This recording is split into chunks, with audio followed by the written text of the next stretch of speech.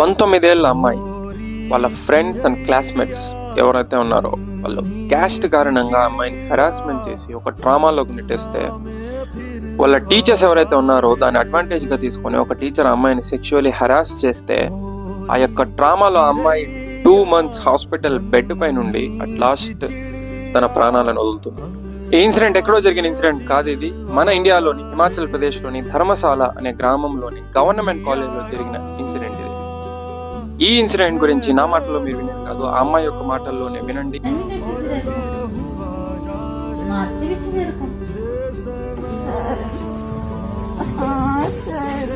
कौन से सर का नाम क्या है? क्या बोला था अशोक सर ने? बन जाते थे और अजीब अजीब हरकतें करते थे। क्या हरकतें करते थे जैसे कि? मतलब टच वगैरह करते थे। कहाँ टच करते थे? यहाँ पे। अच्छा, फिर बोलते थे कुछ आपको?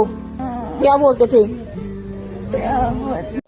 ఈ ఇన్సిడెంట్ గురించి మీ అందరితో షేర్ చేసుకోవడానికి మెయిన్ రీజన్ ఏంటంటే, ఆ అమ్మాయి ఎప్పటి నుంచి అయితే కాలేజ్లో జాయిన్ అయిందో అప్పటి నుంచి ఆ అమ్మాయికి ర్యాగింగ్ అండ్ హెరాస్మెంట్ అనేది జరుగుతుందంట. బట్ ఆ అమ్మాయి ఎక్కడా బయట పెట్టలేదు.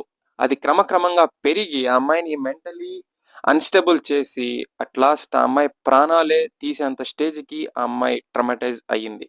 సో మీరు కానివ్వండి, ఎవరైనా వీడియో చూసే స్టూడెంట్స్ కానివ్వండి, మీరు ఒకవేళ మీ లైఫ్లో హరాస్మెంట్ అండ్ ర్యాగింగ్ మీరు కాలేజ్ అండ్ స్కూల్లో ఎక్కడైనా కానివ్వండి, ఒకవేళ మీతో అలా జరిగినట్టయితే అప్పటికప్పుడే మీ ఫ్రెండ్స్తో లేదా మీ టీచర్స్తో ఆర్ ఎల్స్ మీ పేరెంట్స్తో ఆ విషయం గురించి షేర్ చేసుకోండి.